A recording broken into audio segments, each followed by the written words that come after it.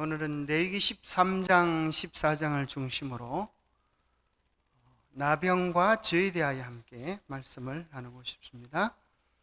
이 세상에서 가장 무서운 병이 있다고 하면 여러분 그게 뭘까요? 그렇죠? 여러분 나병 환자 보셨습니까? 제일 무서운 병입니다. 그런데 성경은 비유적으로 죄에 대한 어떤 상징으로 많이 쓰여지면서 레위기 13장, 14장은 나병을 통하여서 우리의 삶 속에 들어오는 죄에 대하여 우리가 어떤 태도로 경계하고 주의해야 될 것인가 하는 부분들을 다뤄주고 있습니다. 레위기의 계율을 보면 1장부터 7장은 5대 제사, 8장부터 10장은 제사장 관련 규례에 대한 내용이 나오고 11장부터 15장까지가 일상생활에서의 정결을 다루고 있는데요.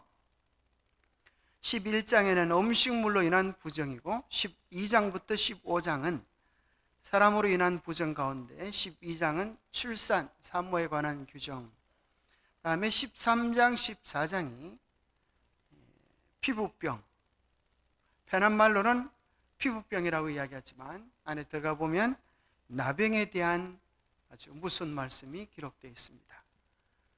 나병에 대한 진단과 또 그것을 낳았을 때 하나님 앞에 나아가서 어떠한 정결 예식을 통하여 다시 이스라엘 회중으로 들어올 수 있는지에 대한 내용이 기록되어 있습니다.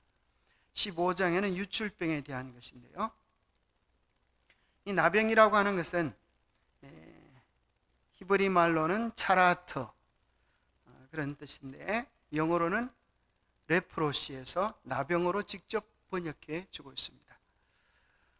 본문을 연구하는 많은 분들은 나병뿐 아니라 광범위한 피부 질환을 의미하기도 한다, 그렇게 설명하기도 합니다. 그러나 우리 눈에 가장 명확하게 또 분명하게 보이는 한 가지 병은 그냥 간단한 피부병보다는 더 나병이라고 할 때 죄에 대한 더 구체적이고 명확한 예시가 된다고 그렇게 이해할 수 있습니다. 자, 나병이라고 하는 소리는 글자 그대로 문둥병 라자를 씁니다. 그리고 병병이고 두음 법칙에 의해서 라가 나로 변해서 나병입니다. 문둥병이라고 하는 말 자체가 무슨 소리에서 왔는가 하면 순 우리말, 살이 썩거나 물러서 힘없이 처져 떨어지다, 그래서 문드러지다 해서 문둥병이 왔습니다. 그 말 자체가 얼마나 참으로 흉측하고 무서운 병인지를 이야기해 주는 것입니다. 여러분, 문둥병 걸린 사람이 예쁜 사람이 있을까요? 아무리 예쁘다 할지라도 한번 생각해 보세요. 피부가 썩어 문드러지면 여기 어떤 장사가 있겠어요? 그렇죠? 곱던 얼굴이 녹아지는 것입니다. 감각이 끊어지는 것입니다.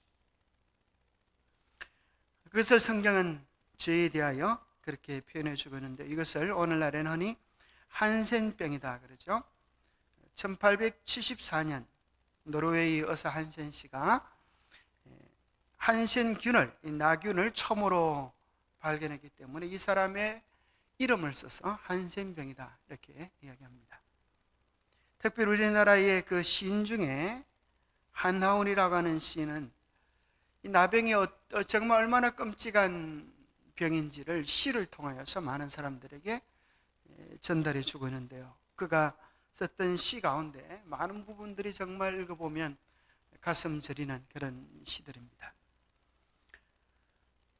문둥이 시인으로 알려진 한하운 씨의 시 가운데 나라고 하는 시가 있습니다. 아니올시다 아니올시다 정말로 아니올시다, 사람이 아니올시다, 짐승이 아니올시다, 하늘과 땅과 그 사이에 잘못 도단한 버섯이올시다, 버섯처럼 어쩔 수 없는, 정말로 어쩔 수 없는 목숨이올시다. 정말 비참한 그의 모습을 표현하기를 이건 사람도 아니고 짐승도 아니고 정말 태어났기에 어쩌면 독버섯처럼 도단한 인생인데 죽지 못해 사는 어쩔 수 없는 그의 삶을 그렇게 노래했습니다. 어쩌면 나병이라고 하는 것을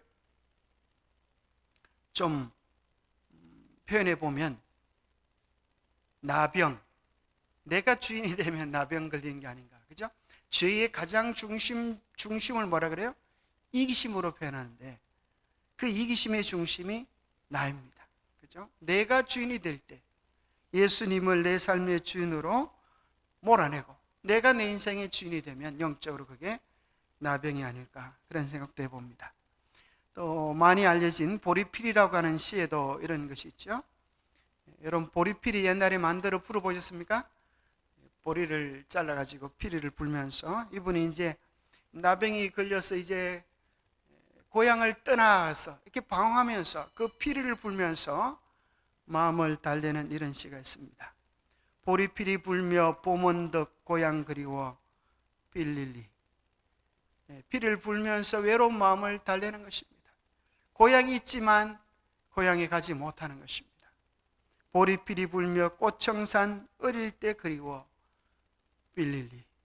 어릴 때 부모님으로부터 사랑받던 그때를 생각하면서 지금 부모님께로 달려갈 수 없는 나병든 그의 비참한 처지를 노래합니다. 보리필이 불며 인환의 거리 인간사 그리워 빌릴리. 인환의 거리, 사람들이 왔다 갔다 그 붐비는 그 거리, 그것도 그렇게 그리운 거예요. 왜냐하면 자기는 그런 사이에 낄 수가 없기 때문이에요. 보리필이 불며 방랑의 기산하 눈물의 언덕을 지나 빌릴리. 그래서 이 기산하라고 하는 것은 여러 수많은 산과 내를 그렇게 이야기합니다. 이렇게 다니지만 사람들 눈에 띄면 사람들이 돌을 던지고 저주스럽게 하기 때문에 사람을 피하여 또 도망가야 합니다. 우리 어릴 때도 그런 소문들이 들었는데 여러분도 그런 소리 들어봤습니까? 나병 환자들이 누구 잡아간다고요? 애 잡아간다. 그래, 애를 잡아가지고 간을 빼먹으면 그 병이 낫는다, 그런 속담들이 있어요. 그러니까 애들이 나병 환자 오면, 그죠? 진물이 나고 얼굴을 붕대로 감싸고 이렇게 구걸하러 오면 아이들이 기겁하고 도망가고 막 돌을 던지고, 어릴 때 그런 풍경이 생각이 납니다. 그러니 참으로 저주받은 그런 병입니다. 실제로 나병 걸려서 애를 먹고 난 사람이 있을지는 모르겠지만은 그런 아주 잔혹한 속담들 때문에 더 나 환자들에 대하여 정말 사람 같지 않은 괴물 같은 인간 이하의 존재로 사람들이 배척하고 외면했던 그런 모습들을 보게 됩니다. 제가 다니는 어느 교회에 나 환자가 한 분 오셨습니다. 여러분 어떨까요? 교인들이 나 환자가 오늘날에는 전염이 되지 않습니다. 이미 병들이 많이 그 약들이 발달돼 가지고 이미 나았음에도 불구하고 그 흔적이 있어요. 사람들이 아무도 그 곁에 가고 싶어 하지 않는 것입니다. 교회 오지만 교회에서도 외로움을 탈 수밖에 없는 것입니다. 자, 나병이 걸리면 누가 제일 먼저 괴로워할까요? 본인 말고 또 있다면 누굴까요? 누굴까요? 사실은 가족들이. 보세요. 다른 병은 보세요. 다른 병은 병이 걸리면 어떻게 해요? 가족들이 감싸고 안고 돌봐주려고 애를 씁니다. 안타깝게 여기고 애처롭게 여기지만은 나병이 걸리면 가족이고 뭐고 없는 것입니다. 나병이 걸리면 가장 먼저 가족들이 싫어요. 제가 어느 교회에 다닐 때 오셨던 분이 자기 사정을 이야기하니까 하면서 하는 소리가, 나병 진단을 받고 나니까 자기 부인이 자기한테 그러더래요. 당신은 이제 오늘 밤에 몰래 우리 집을 나가십시오. 만약에 당신이 나병 걸렸다고 하는 소문이 나면 우리 애들 시집 보내고 장가 보내는 것은 끝입니다. 그러니 정말 가족을 위하고 자식을 위한다면 오늘 밤에 아무도 몰래 집을 나가십시오. 뭐 알짜리 없는 것입니다. 정말 사랑해야 되는 그 모든 관계들을 끊어 버리는 것이 가장 무서운 나병의 모습입니다. 자, 나병과제는 어떤 특징들이 있는가 하면 첫 번째는 점진적인 영양이라고 하는 것에서 첫 번째 특징이 있습니다. 나병이 의학계에서 평균은 감염된 이후에 3년 내지 5년의 사이에 증상이 나타나는 것이 대부분이지만 어떤 경우는 30년이 걸쳐 잠복되었다가 나타나기도 한다는 거예요. 참 무섭죠, 그죠? 30년 동안 잘 모르는 거예요. 그것이 치료되지 않으면 분명한 사실은 결국에는 드러나는 거예요. 우리 안에 있는 죄가 또 그와 같다는 거예요. 우리 마음속에 가슴에 품은 죄들, 이기심, 교만, 탐욕, 시기, 질투, 미움. 여러분, 이런 것들을 감출 수가 있을까요? 물론 때로는 잘 감추어져요. 어느 때에는 잘 나타낼 수 있어요. 내가 정말 거듭난 사람처럼 나타낼 수가 있어요. 그러나 어떤 계기와 상황을 만나게 되면 여지없이 문둥병이 그 균을 발산해서 온몸을 망가뜨리는 것처럼 속에 있던 이기심과 교만과 탐욕이, 욕망이, 질투가 나타나는 모습을 발견하면 사람들이 깜짝 놀라면서 도망가는 것입니다. 저 사람이 저런 사람인 줄 몰랐었는데 속에 저러한 죄들이 있구만, 깜짝 놀라는 것입니다. 그런데 나병이 죄와 똑같은 두 번째 무서운 것은 뭔가 하면 손이 썩었는데도 불구하고 코가 내려앉는데도 불구하고 무서운 것은 본인은 감각이 없다는 거예요. 왜냐하면 신경을 마비시키기 때문에. 그래서 춥다고 난로 불 쬐다고 손을 이렇게 쬐면 손가락은 타는데 본인은 느끼지 못해요. 그러니까 어떨 때는 손가락이 떨어지고 발가락이 떨어져도 본인은 몰라요. 참 기가 찬 병이죠. 죄에 대한 나병이 우리의 신경을 마비시키고 무감각하게 한다는 거예요. 처음에는 죄라고 하는 것 깜짝 놀랐다가도 그것이 맞들어지고 길들여지게 되면 마치 중독된 마약처럼 그것을 찾지 않으면 안 되는, 그리고 그것이 죄가 죄인 줄 모르는, 양심이 마비되고 무감각하게 되어지는 형편에 처하게 된다는 거예요. 부끄럽고 수치스러운 일을 저지르고도 부끄러움을 모르는 사람을 일컬어서 얼굴에 철판 깔았다고들 합니다. 양심이 화인 맞은 자, 저주받은 자라고 하죠. 영적으로 나병에 걸리면 나타나는 증상이 꼭 같습니다. 죄짓기를 밥 먹듯 하게 되면 누구나 똑같은 경로를 거쳐 양심이 마비된 파렴치한이 되어버리고 맙니다. 다른 사람은 다 아는데 본인은 모르는 것. 왜요? 거기에 대한 감각이 없는 거예요. 무서운 것이죠. 정례기단에는 이렇게 표현합니다. 죄를 범하는 행동마다 그리스도의 은혜를 멸시하고 저버리는 것마다 그 영향은 그대들 자신에게로 돌아오는 것이다. 또 그것이 마음을 완강하게 하고 의지를 약하게 하고 지각을 마비시켜 그대로 하여금 하나님의 성신의 탄원에, 간절한 탄원에 응할 생각을 적어지게 할 뿐 아니라 능력도 없어지게 하는 것이다. 여기 분명히 이야기하기를 우리의 삶에 영향을 미치지 않는 죄는 없다는 거예요. 죄를 범하는 행동마다 하나님의 은혜를 멸시하고 저버리는 것마다 반드시 자신에게 어떤 영향을 끼치는데, 그것은 우리의 마음을 점점 더 마비시켜서 성령의 음성을 듣지 못하게 하고 분별하지 못하도록 하게 된다는 것이죠. 그래서 성경은, 예수님은 이야기하시기를 마음으로 품은 죄, 우리가 십계명을 보면 외형적으로 드러난 죄만 표현하는 것 같은데, 예수님은 그 모든 것들을 확대하셔서 뭐라 그러세요? 내가 형제를 미워하는 마음이 있으면 그것이 곧 무슨 죄라 그래요? 살인죄라 그래요. 그래서 오늘날 뇌과학자들이 이야기합니다. 우리의 마음속으로 생각하는 것, 상상하는 것, 눈으로 본 것, 놀랍게도 그것이 우리의 마음속에 실제로 그려진다는 거예요.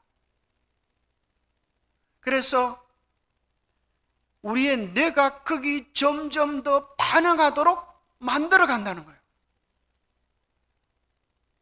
술꾼이 처음부터 술꾼이 되지는 않습니다. 처음에는 깜짝 놀라기도 합니다. 나는 이런 거 안 좋아하는데. 그러나 한 잔, 두 잔 마시면서 나중에는 술이 그 사람을 땡겨 오는 그런 경험을 하게 되는 것입니다. 감각이 마비되어져서 썩어 문드러지는데도 이 사람은 아무런 감각을 느끼지 못하는 것입니다. 세 번째, 죄와의 공통된 특징은 파괴성입니다. 나병이 걸려서 중증이 되면 살이 썩어서 심한 악취가 나고 얼굴이나 손, 발 등이 썩어서 떨어져 나가고 악종이 생기는 등 사람의 형체가 보기에 고통스러울 정도로 변하기 때문에 고립된 독신 생활을 할 수밖에 없었다. 강력한 파괴력을 상징적으로 보여주는 질환이다. 문둥병은 부식성이 있고 거의 느낄 수 없이, 그리고 보이지 않게 침투하여 마침내는 종기와 난육으로 발전하여 몸의 지체를 망가뜨린다. 이와 마찬가지로 비록 내부 상태의 현저한 증거가 외면적으로 드러나지 않을지라도 죄는 모든 영적 생명과 아름다움을 다 먹어치우고 만다. 참 무섭죠, 그죠? 마치 벌레처럼 죄는 우리에게 있었던 아름다운 것들을 다 먹어치우고 만다는 거예요. 마침내 이 질병은 외부로 불거져 나왔고 그 사람은 산해골, 참 무섭죠? 살아있는 해골, 흉적스러운 부패의 덩어리가 되었다. 이와 같이 죄도 결국엔 열매를 맺어 사람 안에 있는 하나님의 형상이 사실상 말살되게 이른다. 문둥병이 죽음으로 끝났듯이 죄도 죽음으로 끝난다. 참 무섭죠? 아름다운 형상을 다 삼켜버리는 것처럼 하나님의 형상을 완전히 말살시켜버리고 짐승의 모습으로 우리를 변화시키는 것입니다. 그리고 궁극적으로는 생명을 끊는 무슨 병이죠. 좀 비가 약한 분은 다음 장면을 안 보셔도 되겠습니다. 눈을 살짝 감고 계실 때입니다. 너무 좀 끔찍한 장면들이 참 많아요. 사실 이거보다 더 끔찍한 것도 있는데 그래도 좀 나은 거라고 가져가는데 아주 정말 끔찍. 비가 약한 분은 눈을 감아야 됩니다. 썩어가지고 이렇게 그냥 눈도 피부도 다 손발이 다 망가지는 거예요. 그래서 민수기 12장 12절부터 13절에 보면 쉬운 번역이 이렇게 표현되어 있어요.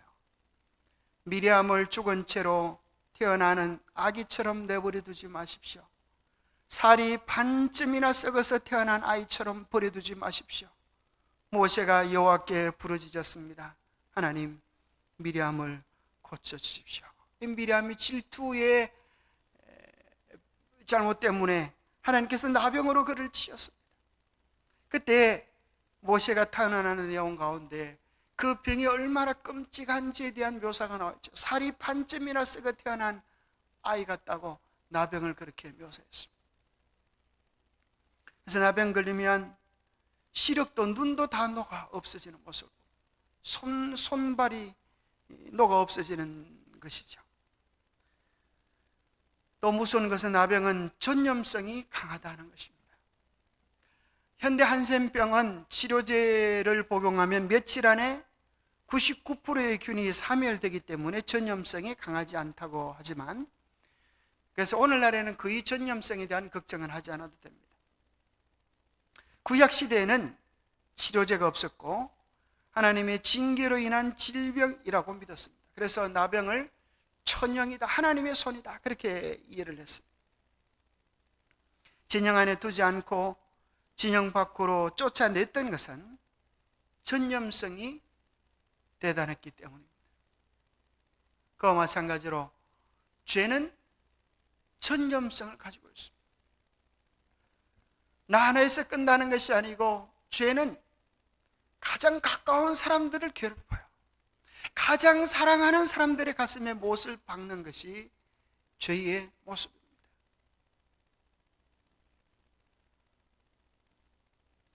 그리고 나는 그렇게 닮아가고 싶지 않은데도 못된 시어머니가 있으면 며느리가 무슨 생각해요? 나는 그렇게 되지 말아야지, 그렇게 하면서 집중하면서 자기도 모르게 닮아가게 되죠.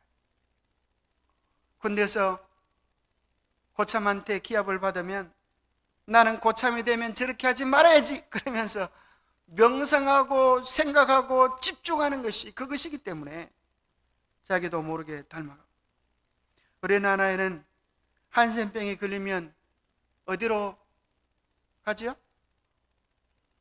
소록도 한번 가보셨습니까? 가족이 어떨 소록도에 격리된 한센병 환자들, 참 끔찍하죠. 지금은 이제 소록도 가도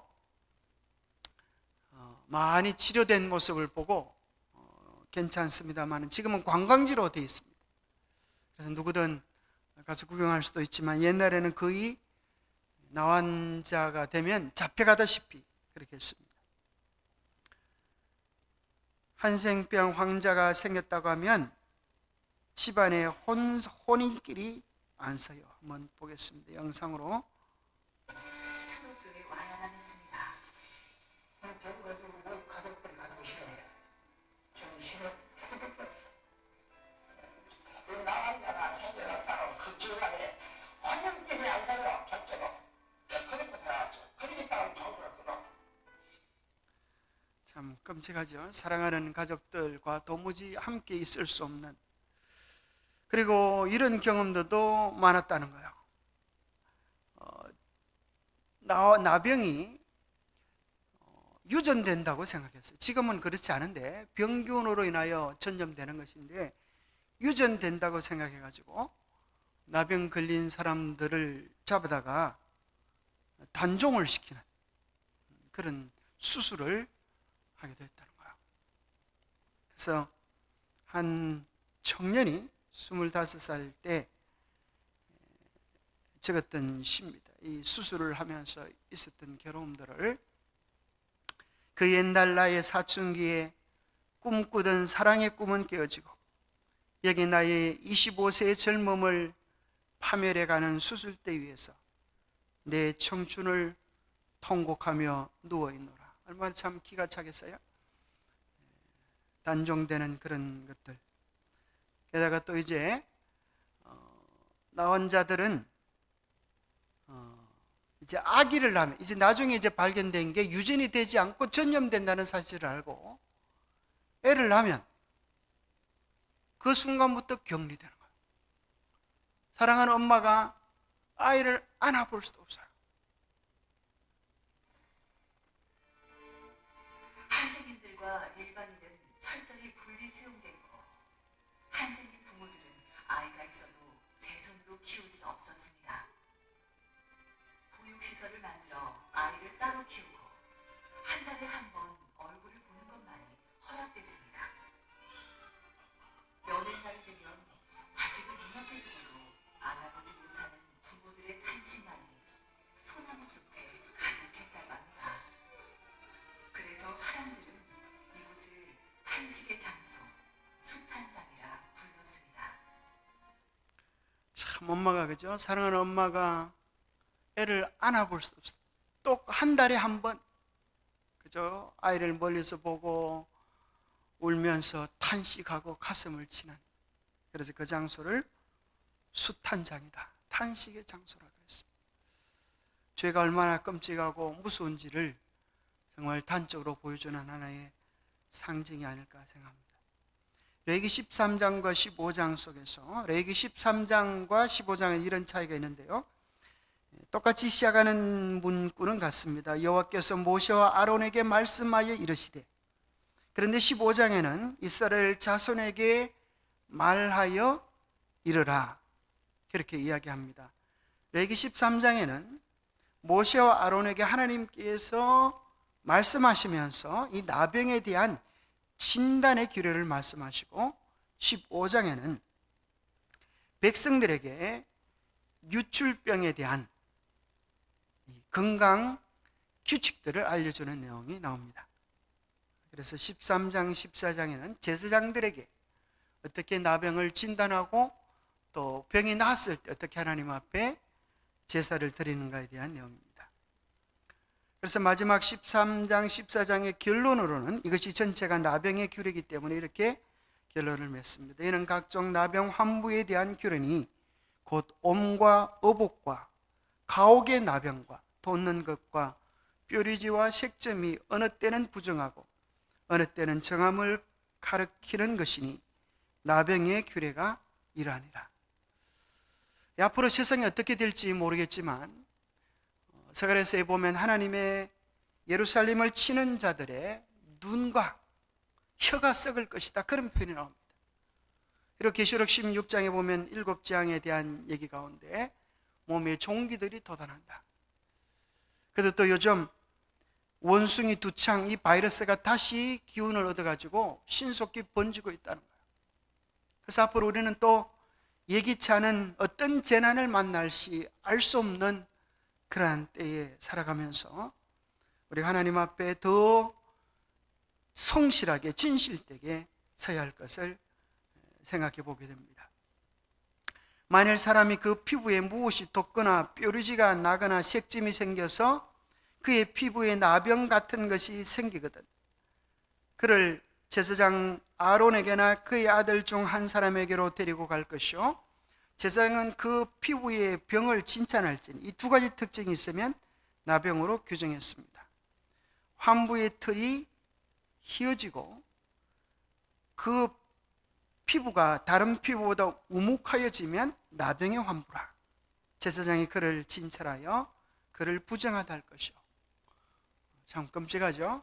어느 날 털이 휘어지고 그쪽에 피부가 움푹 파들어갔어요. 제사장에 가니까 당신은 이제 나병입니다, 그렇게 하면 정말 끝장이 나는 것입니다.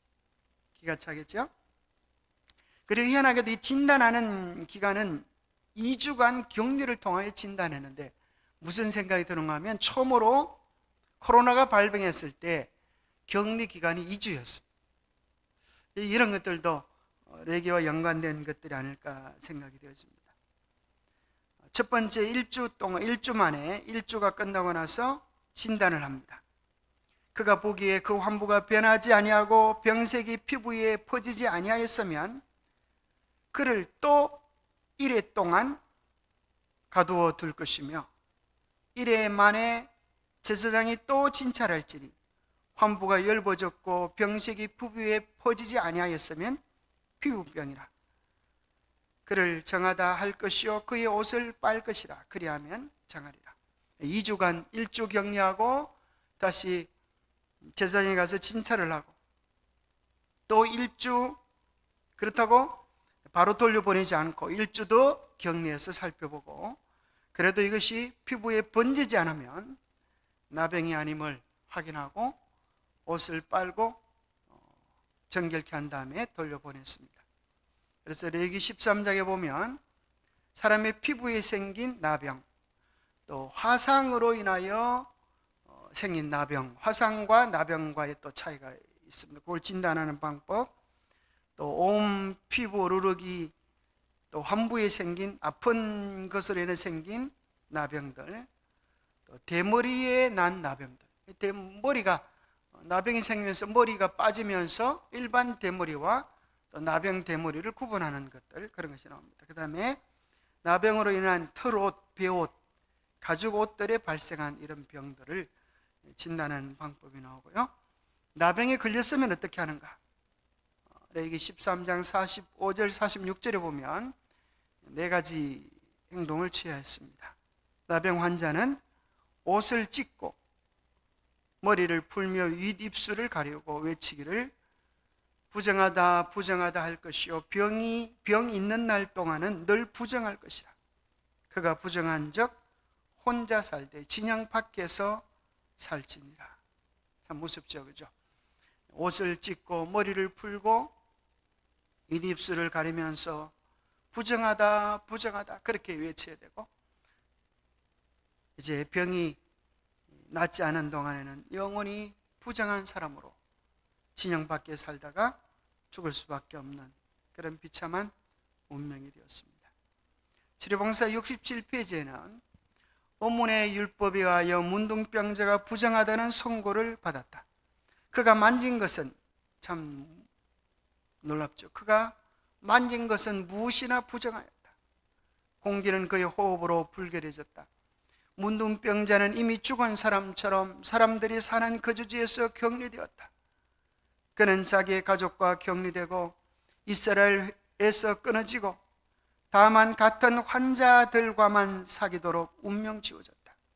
심지어 왕들과 통치자들에게도 유해가 없었다. 아무리 왕이랄지라도 나병이 걸리면 그때부터 그는 이제 나환자 취급을 받는, 우리가 죄를 버리지 아니하면, 그죠? 어떤 우리의 어떤 하나님을 위한 업적, 직위, 그것이 있다 할지라도 죄로 말미암아 망가질 수밖에 없는 모습을 보여줍니다.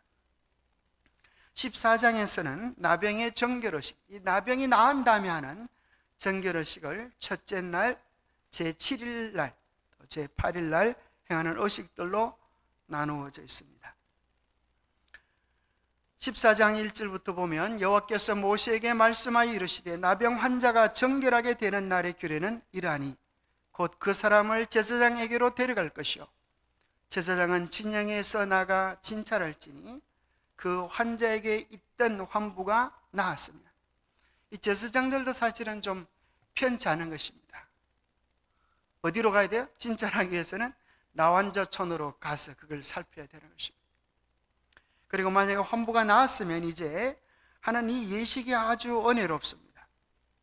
어떻게 하는가 하면 4절부터 보면 제사장은 그 정결함을 받는 자를 위하여 명령하여 살아있는 정결한 새 2마리와 백향목과 홍색실과 우슬초를 가져오게 하고, 제사장은 명령하여 그 새 하나는 흐르는 물 위 질그릇 안에서 잡고 다른 새는 산채로 가져다가 백향목과 홍색실과 우슬초와 함께 가져다가 흐르는 물 위에서 잡은 새의 피를 찍어 나병에서 정결함을 받은 자에게 7번 뿌려 정하다 하고, 그 살아있는 새는 들에서 놓을지며 정결함을 받은 자는 그 옷을 빨고 모든 털을 밀고 물로서 몸을 씻을 것이라.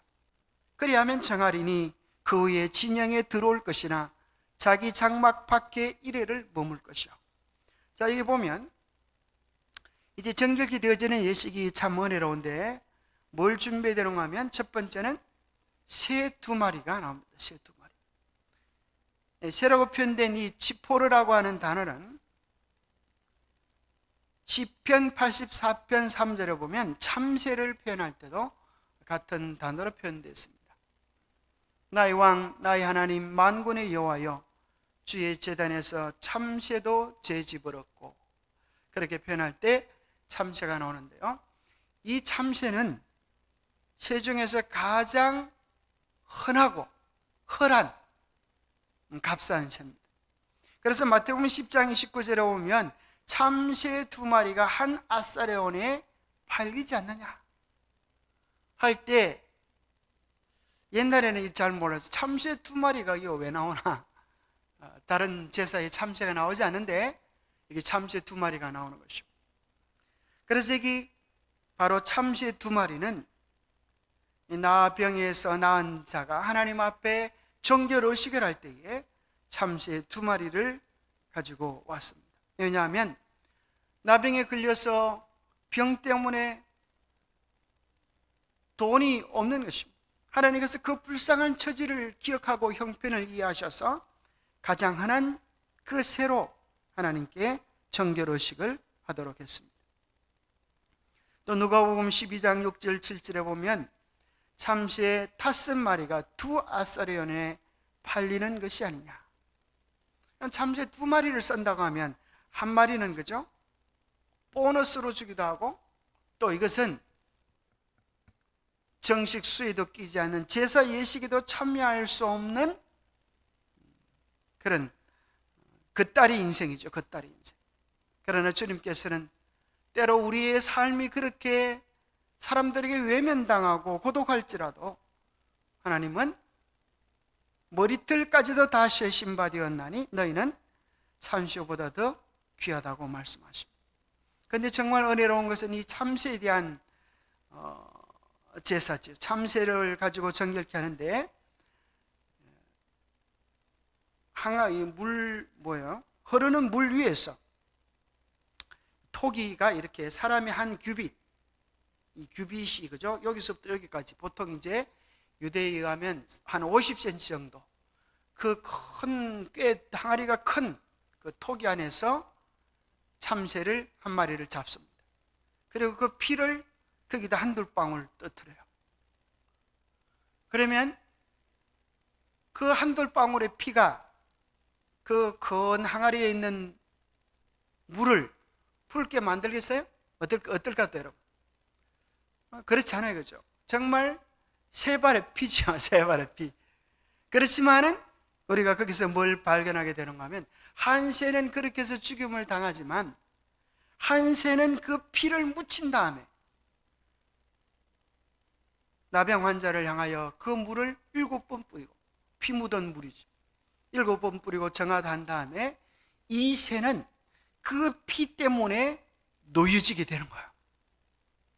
한 마리가 죽었기 때문에 그 피값으로 인하여서 이제 날아가는 자유를 얻게 됩니다. 그래서 여기 화이트부인은 편지 거기 보면 죽임을 당한 새의 피에 적셔져서 그의 즐거운 생명을 누리도록 노임을 받은 산새가 보여주는 놀라운 상징은 우리에게 있어서는 속죄의 상징이다. 피가 아무리 한 방울 받게 되지 않는다 할지라도 그 그리스도의 보혈은 우리의 죄를 속하기에 넉넉하다고 하는 것입니다. 거기에는 삶과 죽음이 뒤섞여 있으면서 진리를 탐구하는 자에게는 감춰진 보화, 즉 사제의 피와 우리의 구주의 부활 및 생명과의 연합을 보여주었다. 죽임을 당한 새는 흐르는 물이 있었고 그 흘러가는 시내는 창세 전부터 죽임을 당한 어린 양이신 그리스도의 피에 영원히 흐르고 영원히 깨끗하게 하는 효험의 상징이었다. 참 감사하죠. 그 피가 흐르는 것을 통하여서 우리의 모든 죄를 정결케 하는 그리스도의 보혈의 상징이었습니다. 왜 이 질그릇 안에서 새를 잡겠는가?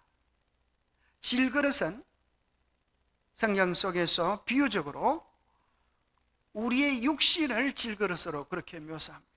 우리가 이 보배를 질그릇에 가졌어요. 이 질그릇이 자칫 잘못 다루면 깨지고 망가지는 것처럼 우리의 몸이 그죠? 그렇게 연약한 질그릇입니다. 날이 더우면 더워 죽겠고 추우면 추워 죽겠고 까딱 잘못해서 부딪히면 멍이 들고 나이가 들면 더 그렇죠. 살짝만 부딪히는데도 이게 껍질이 상하는 것을 우리가 경험하게 됩니다. 주께서 내 몸 지으시기를 흙을 뭉치듯 하셨거늘 바로 질그릇 안에서 잡는다고 하는 것은 그 영원하신 하나님 예수 그리스도가 질그릇이 상징하는 연약한 육신을 취하고 이 땅에 오셔서 우리를 위하여 죄를 짊으시고 죽으실 것을 예표하는 것입니다. 그리고 날아가는 새는 여기 보면 다른 새는 산채로 가져다가 백향목, 공색, 실고 웃을 초와 함께 가져다가 흐르는 물 위에서 잡은 새의 피를 찍어서 나병에서 정결함을 받을 자에게 7번 뿌려 정하다고 그 살아있는 새는 들에 놓을지며. 이 새는 반드시 집에서 키우는 새가 아니고 들새를 잡아서 했습니다. 왜냐하면 집에서 키우는 새들은 놔주면 어떻게 어디로 올까요? 집으로 오기 때문에 그 의미를 충분히 나타낼 수가 없기 때문에 반드시 새를 들에서 잡아서 그렇게 놓아주면 묻은 피로 인하여 죄 씻음을 얻고 이제는 하늘을 날아가면서 구속의 은혜의 그 기쁨을 만끽하도록 그렇게 했습니다. 그래서 날아가는 새에 대한 의미를 오실자의 표상에 보면 질그릇 속에 죽은 새는 성육신하셔서 죽음을 겪으신 그리스도를 가리키고, 하늘로 산채로 날아간 새는 부활하셔서 생명을 되찾으신 그리스도를 가리키므로 참새 두 마리는 그리스도의 속죄 희생과 부활을 표상한다. 참 멋지죠. 그래서 우리가 하늘에 나는 새들을 보면서 그런 생각을 해도 좋겠습니다. 예수님이 하늘로 날아 성천하셨던 것처럼 우리도 이 죄의 나병에서 정결케 되어지고 주님의 십자가의 보혈로 새처럼 훨훨 하늘을 날 그런 아름다운 날을 그려도 좋겠습니다. 노래에 있는 것처럼, 그죠? 이 몸이 새라면 날아가리, 저 멀리 보이는 작은 섬까지. 그런 것처럼 이제 우리 주님이 오시는 그날 우리가 새처럼 하늘을 날아가게 될 것입니다. 그리고 이 백향목을 쓰는데요, 백향목은 부자 선자에서 백향목은 살림 중에 왕처럼 높이셨다. 잣나무가 그 굵은 가지만 못하며 단풍나무가 그 가는 가지만 못하며 하나님의 동산의 아무 나무도 그 아름다운 모양과 같지 못하였다. 백향목은 종종 왕의 상징으로 사용되었다. 성경에는 이것을 의인을 대표하는 데 사용하고 하늘이 하나님의 뜻을 행하는 자들을 어떻게 보시는지를 나타낸다. 또 우슬초는 피를 뿌릴 때 사용된 우슬초는 정결케 함의 상징이었으며 문둥병자와 죽은 사람을 만짐으로 부정하게 된 사람을 정결케 하는 데 쓰여졌다. 시편 기자의 기도 가운데도 우슬초의 의미가 나타나 있다. 우슬초로 나를 정결케 하소서, 내가 정하리이다. 그 다음에 홍색실은 특별히 그리스도의 보혈의 상징으로 너무나 명확하죠. 그래서 요수아 2장에 보면 라합, 그죠? 여리고 성을 무너뜨릴 때에 그 온 가족이 구원받도록 이제 우리도 예수 그리스도의 보혈을 의지합니다, 우리를 구원해 주십시오라고 하는 상징으로 붉은 줄을 매고 너와 너의 부모와 형제와 내 아버지 가족을 다 내 집에 모으라. 누구든지 내 집 문을 나가서 그리로 가면 그 피가 그의 머리로 돌아갈 것이요 우리는 허물이 없으리라. 그러나 누구든지 너와 함께 집에 있는 자에게 손을 대면 그 피는 우리의 머리로 돌아오려니와. 그래서 참으로 그리스도를 믿는 보혈의 은혜를 홍색 실로 그렇게 표현했습니다. 예수님은 십자가에서 그 그릇 속에 피와 물이 함께 섞여 있었는데 우리 주님이 피와 물을 쏟으시면서 돌아가셨습니다. 그것은 우리의 죄로 인하여 이미 그분의 심장이 터졌음을 이야기합니다. 예수님을 죽인 죄는 로마인의 죄도 아니요 유대인의 죄도 아니요 나의 죄가 주님의 십자가를 터뜨려서 죽게 했던 그것이 피와 물을 통하여 상징되었습니다. 예수님은 홍색 실로 묘사된 홍색 천을 입고 조롱을 받으면서 그렇게 우리의 수치를 대신 당하셨습니다. 왕이신 그분은 십자가의 나무를 짊으시고 돌아가셨습니다. 예수님은 우슬초와 함께 돌아가셨습니다. 사람들이 포도주를 적신 해면을 우슬초에 메어 예수님의 입에 드셨지만 예수님은 그 시간도 우리를 기억하기 위하여 당신의 정신이 아픔을 잊을 수는 있지만 희미해지는 것을 싫어하셔서 그것을 거절하셨습니다. 그리고 예수님은 나는 새처럼 하늘로 올라가시면서 내가 가심을 본 그대로 다시 오겠다고 약속하셨습니다. 제7일째 정결 예식 때에는 일곱째 날에는 그의 모든 털을 밀고 머리털과 수염과 눈썹을 다 밀고 옷을 빨고 몸을 물에 씻는 예식을 했습니다. 그리고 8일째 속건제를 드리는데요, 이 8일째 드렸던 속건제는 8째 날에는 그는 흠없는 어린 수장 2마리와 1년 된 흠없는 어린 암양 1마리와 고운 가루 10분의 3 에바와 기름 섞은 소재물과 기름 한 녹을 취할 것이요. 자, 여기 레위기 14장 14절에 보면 제사장은 그 속건제물의 피를 취하여 정결함을 받은 자의 오른쪽 깃뿌리와 오른쪽 엄지손가락과 오른쪽 엄지발가락에 바를 것이요. 이 참으로 엄청난 예식을 이 나병 환자를 위하여 하는 것입니다. 이것은 우리가 어디서 받는가 하면 제사장 위임식 때 했던 것이야. 제사장 하나님의 전에서 성전을 위하여 백성의 죄를 살 그 제사장이 했던 것과 거의 흡사한 예식을 나병에서 정결케 된 사람을 위하여 하는데, 그 피를 어디다 발라요? 깃뿌리와 오른쪽 깃뿌리와 오른쪽 엄지손가락과 오른쪽 엄지발가락에 바른다고 하는 것은, 귀는 듣는 말이죠, 손은 행하는 일이죠, 발은 가는 장소를 이야기합니다.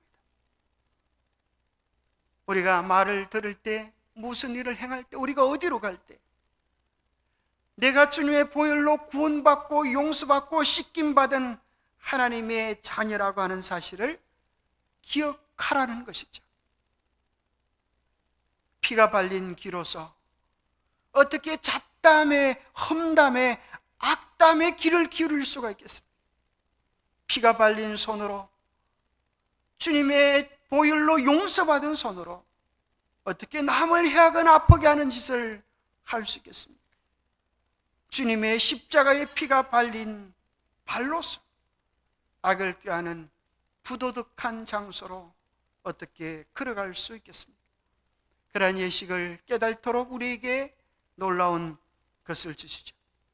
마지막으로 여기 깨달아야 될 중요한 또 예식이 있는데요, 손에 남은 기름은 제사장이 정결함을 받을 자의 오른쪽 깃뿌리와 오른쪽 엄지손가락과 오른쪽 엄지발가락과 발가락고 속건제물의 피 위에 바를 것이며, 아직도 그 손에 남은 기름은 제사장이 그 정결함을 받은 자의 머리에 바르고, 제사장은 여호와 앞에서 그를 위하여 속죄하고. 자, 이번에는 기름을 가지고, 그죠? 똑같은 장소에 바른 다음에 그 남은 기름을 어떻게 해요? 머리에 바르고. 참 엄청난 의미를 가진 예식이었습니다. 우리가 깊이 생각해 봐야 되는 예식이었어요. 기름이 발린 머리, 기름을 우리가 이해하는 것처럼 성령을 의미하지. 우리의 귀도, 우리의 손도, 우리의 발도, 더 중요한 것은 우리의 머리가 성령의 은혜로 잠기기를 소원하는 하나님의 뜻이 그 예식 속에 있음을 보게 됩니다.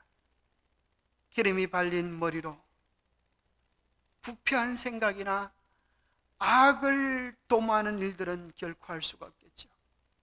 성령 충만한 삶, 그것은 우리에게 좋은 생각들, 좋은 말들, 좋은 행실들, 새로운 삶으로 나타나지기를 기대하는 주님의 놀라운 바람이 예식 속에 함께 있었습니다. 그리고 왜 우리의 궁금증은 속죄 제물을 드리는 것이 아니라 왜 속건제를 드리는가? 속건제는 배상제입니다. 속건제는 20%를 더해서 배상하는 배상제였습니다. 5분의 1을 더했습니다. 이것은 남의 물건을 훔쳤을 때에 나중에 깨닫고 배상하는 제도였어요. 그런데 왜 나병에서 나았는데 하나님께서 속건제를 드리라고 하셨을까? 어떤 사람이 이런 사람이 있습니다. 평생 세상 속에 살다가 이제 은퇴해서 죽기 전에 주님께로 돌아오면 십자가의 강도처럼 참 복받은 사람이다, 그렇게 부러워하는 사람도 있고 자랑하는 사람도 있어요. 여러분, 그런 분 우리가 종 볼 수 있지 않습니까? 그러나 성경은 그렇지 않다는 것입니다. 네가 낭비한 인생에 대하여 하나님 앞에 엄숙하게 배상해야 될 것을 이야기하고 계셔요. 비록 나병이었다 할지라도, 병으로 인한 것이었다 할지라도 하나님 앞에 마땅히 드렸어야 할 삶과 예배, 헌신 드리지 못했음을 하나님 앞에 배상하는 엄숙한 예식을 치러야 했습니다. 시간을 낭비하는 것, 삶을 낭비하는 것, 하나님께서 우리에게 물으실 것이라고 하는 것입니다. 우리에게 주어진 시간들, 우리에게 주어진 재능들, 이것들을 사용하여서 우리를 구속하신 주님의 은혜에 합당한 예배를 드리는 우리의 삶이 되기를 축복합니다. 기도하겠습니다. 하나님 아버지, 참으로 주의 나병에 걸려서 우리 속에 죽음의 씨가 잠재하고 언제 우리의 살을 녹게 만드는 모습으로 우리의 행복을 깨뜨리는 모습으로 나타날지 모르는 이 죄를 주님 앞에 온전히 가져가게 하여 주옵소서. 주님의 보혈로 인하여 정결케 되어지는 은혜를 다하여 주시고 우리의 행위뿐 아니라 우리의 생각과 우리의 마음까지라도 우리의 삶에 깊숙이 자리 잡은 사고와 본능까지라도 주님의 은혜로 거듭날 수 있도록 도와주옵소서. 주님의 심정, 주님의 사랑, 주님의 마음을 가지고 우리에게 주신 삶들을 살아갈 수 있도록 축복하여 주시옵기를 우리 주 예수 그리스도 이름 어지하여 간절히 간구하옵나이다. 묵상